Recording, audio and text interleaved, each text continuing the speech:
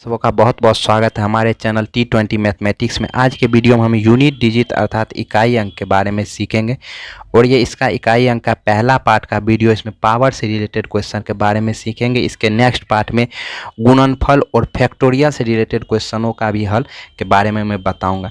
चलिए, चूँकि इकाई अंक से संबंधित क्वेश्चन पहले SSC के एग्ज़ाम में देखने के लिए मिलता था, लेकिन फिलहाल रेलवे के NTPC के पीटी और मेंस में भी इससे रिलेटेड क्वेश्चन देखने के लिए मिले और ज़्यादा संभावना है कि ग्रुप डी में भी इससे रिलेटेड क्वेश्चन पूछे जाएंगे। जब भी आपसे यूनिट डिजिट से रिलेटेड क्वेश्चन पूछे जाते हैं अर्थात इस एक्सरसाइज से क्वेश्चन पूछे जाएंगे, तो आपको जो भी आपका क्वेश्चन दिया रहेगा, जो भी आपके पास डिजिट दिया रहेगा, जो भी आपके पास नंबर दिया रहेगा, उसमें सिर्फ और सिर्फ आपके उस नंबर के इकाई अंक से आपको मतलब रखना है। चाहे उससे रिलेटेड हुआ गुना, भाग, जोड़, घटो, कुछ भी क्यों न पूछे, आपको हमेशा उसके इकाई अंक से मतलब रखना है। जैसे कि मैं यहाँ एग्जांपल के लिए बोल दूँ 6593 का इकाई अंक क्या है, तो आप बोलिएगा जल्दी से 3 है। और बोल दूँ 672, अगर 6593 में 672 से गुना कर दूँ तब इसके गुणनफल का इकाई अंक क्या है, तो अब ऐसा नहीं 600 इसमें जो है आप 672 से गुना करने लग जाइएगा। सिर्फ हमने बोला इनके इकाई अंक से मतलब रखना। इनका इकाई अंक 3 और इनका इकाई अंक 2 है। इन दोनों को गुना करेंगे तो 6 होगा, अर्थात इसका गुणनफल जो होगा उनका भी इकाई अंक 6 ही होगा। चलिए, कुछ ऐसी संख्या है जिसे कि 0, 1, 5 और 6, इन पे पावर कुछ भी अगर दे देंगे, इन पे पावर अगर कुछ भी देंगे तो इनका इकाई अंक नहीं बदलने वाला है, इनका इकाई अंक वही रह जाएगा। इन पे पावर कुछ भी, अर्थात 0 का 0 ही होगा, 1 का 1 ही होगा, 5 का 5 ही होगा और 6 का 6 ही होगा। जैसे कि एग्जाम्पल के लिए अगर मैं बोल दूं, मान लेते 40 पे पावर अगर आपको बोल दे कि 72 दिया गया और आपसे पूछ दे इनका इकाई अंक क्या है, तो आप बोलिएगा 0 होगा, क्योंकि 0, 1, 5, 6 का इकाई अंक कभी भी नहीं बदलता, उस पर पावर कुछ भी क्यों न दे दें। अगर मैं बोल दूं कि आपके पास 25 पे पावर मान लेते 63 दिया गया, इनका इकाई अंक बोलिए, तो बोलेंगे कि चूंकि हमें तो इकाई अंक से मतलब रखना है, तो यहाँ 5 हो गया और 5 पे पावर 63 है, इसका मतलब तो इसका इकाई अंक कभी भी नहीं बदलेगा 5 वाला का, तो इसलिए इसका आंसर 5 हो जाएगा। अगर मैं बोल दूँ 636 पे पावर जो है 636 लिखा हुआ रहे, इनका इकाई अंक क्या है, तो आप बोलिएगा कि इसमें तो सिर्फ हमें इकाई अंक से मतलब रखना है, चूँकि 6 पे पावर कुछ भी क्यों ना हो तो उनका इकाई अंक वही रहता है। अब इनके अलावा अगर कोई भी संख्या हो, मान लेते हैं इनके अलावा अगर संख्या आपका आ जाए, इनके अलावा तो बच गया 2, उसके बाद 3 बच गया और उसके बाद 4 बच गया और 5, 6 तो आ ही गया, 7, 8 और 9 हो गया। इन संख्याओं में 4 या 4 का गुणज, 4 या 4 का गुणज, 4 का गुणज का मतलब मैं आपको थोड़ा भी समझा देता हूँ। जैसे 4 है, 8 है, 12 है, 16 है, ये सब 4 के गुणज है, 4 के मल्टीपल में जो भी होगा। इन पे पावर 4 या 4 से गुणज से अधिक हो तो इनका रिपीटेशन होने लगता है। इनका क्या होने लगता है? रिपीटेशन होने लगता है। जैसे एग्जांपल के लिए मैं बोल दूँ, इन पे पावर अगर 5 दे दें, चूँकि 4 से 1 अधिक है तो इसलिए इनका इकाई अंक क्या हो जाएगा? 2 हो जाएगा। अगर इन पे पावर 6 दे दें तो चूँकि 4 से कितना अधिक है? 2 है, तो 2 का 2 बार रिपीटेशन हो जाएगा, तो 2 दूनी 4, इसका इकाई अंक 2 होगा। अगर मैं बोल दूँ 4 पे पावर 7 है, सॉरी 2 पे पावर 7 है, तो यहाँ 4 का जो है 4 के गुणज से कितना अधिक है? 3 अधिक है, इसलिए ये 3 का 2 का 3 बार रिपीटेशन हो जाएगा। 3 2 दूनी 4 और 4 दूनी 8, अर्थात 8 हो जाएगा।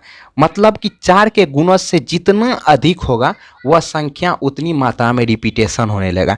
तो अगर मैं बोल दूं कि 2 पे पावर 5 है और 2 पे पावर 5 का अगर हमें कभी यूनिट डिजिट निकालना पड़े तो इसमें 4 से भाग लगाएंगे तो शेषफल 1 बच गया, अर्थात 2 पे पावर 1 का यूनिट डिजिट निकाल दे या चाहे 2 पे पावर 5 का निकाल दे, दोनों आपस में इक्वल ही होगा। उसी प्रकार से 2 पे पावर 6 का यूनिट डिजिट हमको अगर निकालने के लिए बोले तो 2 पे पावर 6 में अगर हम 4 से भाग लगाएं तो शेषफल हमारा 2 बच गया, और 2 पे पावर 2 का यूनिट डिजिट भी निकालेंगे तब भी जो ही आंसर आएगा वही 2 पे पावर 6 का यूनिट डिजिट निकालेंगे, दोनों आंसर आपस में बराबर आएगा। अगर आपसे पूछते कोई 2 पे पावर 7 का आप यूनिट डिजिट निकालिए तो आप बोलेंगे कि 2 पे पावर 7 अर्थात 7 में 4 से भाग लगाएंगे, शेषफल 3 बचेगा, इनका यूनिट डिजिट निकाल दे चाहे इनका यूनिट डिजिट निकाल दे, बात तो बराबर है। इसलिए आपको एक कॉन्सेप्ट ध्यान में रखना है, अगर इनसे अंत होने वाली संख्या मतलब इनसे इन जिस भी किसी भी संख्या के अंत में यूनिट डिजिट जो है ये संख्या है और उनमें जो भी पावर के रूप में दिया रहे उसमें क्या करेंगे हम 4 से भाग लगा लेंगे। भाग लगाने के बाद शेषफल बचेगा, सिर्फ उनका आप इकाई उनका यूनिट डिजिट निकाल दीजिएगा तो आपका आंसर वही आने वाला है। जब 4 का गुणज ही आ जाए, मान लेते हैं 2 पे पावर 4 ही आ जाए, 2 पे पावर 8 ही आ जाए, तब क्या करेंगे, अर्थात 2 पे पावर 4 आ जाए तो इनका यूनिट डिजिट निकाल लेंगे, जो होगा वही यूनिट डिजिट 2 पे पावर 8 का ही होगा, तो इसका जल्दी से निकाल लेंगे 2 गुना 2 गुना 2 गुना 2, तो ये हो गया हमारा 16, 16 का यूनिट डिजिट 6 होगा, अर्थात इसका भी यूनिट डिजिट निकालेंगे तो 2 पे पावर 4 के बराबर ही होगा, क्योंकि 4 का गुणज है तो इसका भी यूनिट डिजिट हमारा क्या होगा 6 ही होगा। चलिए अब हम क्वेश्चन की दुनिया में बढ़ते हैं। चलिए ये रहा क्वेश्चन आपके पास, कहा जा रहा है 7 पे पावर 35, 3 पे पावर 71 और 11 पे पावर 55 का इकाई अंक क्या होगा वो हमसे पूछा जा रहा है। तो हमने एक कॉन्सेप्ट सीखा था कि 0, 1, 5 और 6 के रिपीटेशन का 0, 1, 5 और 6 अगर इकाई अंक हो किसी का और उन पे पावर कुछ भी क्यों ना हो तो उनका इकाई अंक बोले थे 1 ही होगा। यहाँ देखिए तो 11 का इकाई अंक 1 है और 1 पे पावर कुछ भी हो तो इनका इकाई अंक 1 होगा। यहाँ से तो हमें यहाँ पता चल गया। अब बात रही 7 और 3 के बारे में। हमने बोला था कि इन पे पावर 35 हो, इनमें 4 से भाग लगा देंगे, जो शेषफल बचेगा उनका इकाई अंक निकाले चाहे इनका इकाई अंक निकाले, बात तो बराबर है। तो चलिए 35 में 4 से भाग लगाते हैं तो 4 8 32 हो गया, शेषफल हासिल बच गया 3, अर्थात 7 पे पावर 3 का निकाल देंगे, जो 7 पे पावर 35 का वही होगा, 7 पे पावर 3 का भी होगा। चलिए 3 पे पावर 71 है तो इनमें हम 4 से भाग लगाते हैं, 4 से एक बार में लगाएंगे तो 4 होगा, हासिल बच जाएगा 3 और 3 पे 1 उतर जाएगा, 31 4 चौका 28, 28 31 में 28 घटेगा तो 3 हो जाएगा। तो ये हो गया, अर्थात इनका निकाल दे और इनका, चूंकि ये तो बड़ी संख्या थी इनका निकालना भार, अब इसका निकालिए, इसका जल्दी से निकाल देंगे। 7 पावर 3 को 7 गुने 7 गुने 7 लिख सकते हैं और इसको लिख सकते हैं 3 गुने 3 गुने 3, इनका तो एक ही है। चलिए तो 7 7 49, 49 का अब जो है 49 के इसके लिए क्या करना, आप सभी को गुना करते नहीं बैठिएगा, सिर्फ इसके इकाई अंक से मतलब रखेंगे। 7 को 7 के साथ गुना किया 49 हो गया, 49 का इकाई अंक 9 हो गया, 9 को 7 के साथ गुना करेंगे 9 से 63, इसका इकाई अंक 3 हो गया।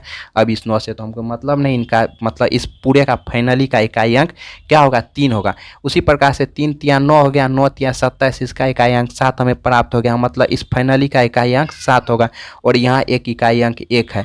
तो सभी गुना के रूप में तो 3 7 21, 21 को 1 के साथ गुना करेंगे तो हमारा क्या होगा 21 होगा और 21 में इकाई अंक क्या है 1 है, तो आपका आंसर क्या होगा 1 होगा। चलिए एक और सवाल देखते हैं। चलिए अब यहाँ जो बड़ी बड़ी संख्या आ गए और घात भी इस पर दिया गया है बड़ी बड़ी संख्या, तो आपको घबराना नहीं, देखिए ना कितना छोटा हो जाएगा। सबसे पहले देख लेते 1 5 का है, चलिए इसमें यहाँ तो 5 नहीं, यहाँ 1 है, चलिए यहाँ 1 मिल गया, 1 पे पावर कुछ भी देंगे तो उसका इकाई अंक वही होगा। उसके बाद यहाँ फिर 5 हमें मिल गया, 5 पे पावर कुछ भी देंगे तो इकाई अंक हमें वही होगा। इस दोनों का तो काम खत्म है, इस दोनों का हो गया। चलिए इससे अब उलझते हैं। इसमें बोले कि हम जो है क्या करेंगे 4 से भाग देंगे, लेकिन यहाँ आप देख रहे हैं थोड़ी संख्या बड़ी है और 4 में भाग देने का नियम होता है, अगर किसी भी संख्या में आपको 4 से भाग देना है ना तो आपको सिर्फ पीछे के 2 अंक में भाग दे लीजिए। मतलब 153 में आपको भाग नहीं देना है, 1153 रहता तो 1153 में आपको भाग नहीं देना है, सिर्फ और सिर्फ 53 में यहाँ 2 अंक देखेंगे उसमें भाग दे देंगे, आपको पता चल जाएगा। अब 2 अंक में तो दे ही सकते हैं ना। चलिए इसमें 4 से भाग देते हैं, 4 से एक बार में देंगे तो 4 आएगा, 1 3 उतर जाएगा 13 आएगा, 4 चौका 12, अर्थात बच गया हासिल 1, मतलब 7 पे पावर 1 हो गया। 7 पे पावर 1 को 7 ही लिख सकते हैं ना, तो 7 गुना 1 7, 7 पंच 35 हो गया 35, 35 में इकाई अंक कितना होगा 5, तो आपका आंसर जल्दी से बोल दीजिएगा 5 हो गया। चलिए एक और क्वेश्चन देखते हैं। चलिए इस क्वेश्चन का जवाब आप लोग जल्दी से दीजिए। पहले देख लेते 15015 के है अगर इकाई अंक, तो यहाँ देख पा रहे होंगे 615 में तो इकाई अंक 5 है, तो अर्थात 5 पे पावर कुछ भी हो तो उनका इकाई अंक वही होता है। उनके बाद यहाँ देखें हमने 1 है और 1 पे पावर कुछ भी क्यों ना हो उनका इकाई अंक, तो इन दोनों का तो काम हो गया ख़त्म। अब बच गया ये, और 4 पे पावर जो हमें निकालना है तो हमने सीखा था 2 3, 4, 7, 8, 9 के लिए क्या करना है, इसमें 4 से भाग देना। और अभी तुरंत हमने बोला कि 4 से भाग देने के लिए आपको इस सभी में भाग देने की कोई ज़रूरत नहीं है, सिर्फ 2 अंकों में भाग दे देंगे। इनका 2 अंक 93 है, 93 में भाग दीजिए 4 से, 4 दूनी का 8 हो गया, शेष बच गया कितना, 1, 1 पे 3 उतर गया 13, 4 तिया 12 बच गया 1। चलिए इसको गुना करते हैं, 5 चौका 20, 20 को 1 के साथ गुना करेंगे तो 20 ही होगा, अर्थात इकाई अंक इसका 0 हो जाएगा। ठीक, तो इस प्रकार से आप इसको बना सकते हैं। एक और सवाल देखते हैं, चलिए इसमें ध्यान देते हैं। यहाँ दिया गया 36 पे पावर 12 और 30 पे पावर 1782 है, इनका इकाई अंक क्या होगा। तो सबसे पहले देख लेंगे कि इसमें जो है हमें 0, 1 और 6 का फैक्टर का है, तो इनमें हमें 0 देखे तो यहाँ 0 हो गया, और इनका इकाई अंक यहाँ 6 है, तो यहाँ 6 है और 6 पे पावर कुछ भी होगा तो इनका इकाई अंक 6 ही होगा। अब इसके अलावा यहाँ कोई और भी संख्या रहता तो आप सवाल में एक चीज़ गौर कीजिएगा, अगर 0 वाला किसी का इकाई अंक है तो उस स्थिति में सवाल में चाहे कितनों भी क्यों न संख्या हो, उनका इकाई अंक 0 ही होगा। पूछिए क्यों?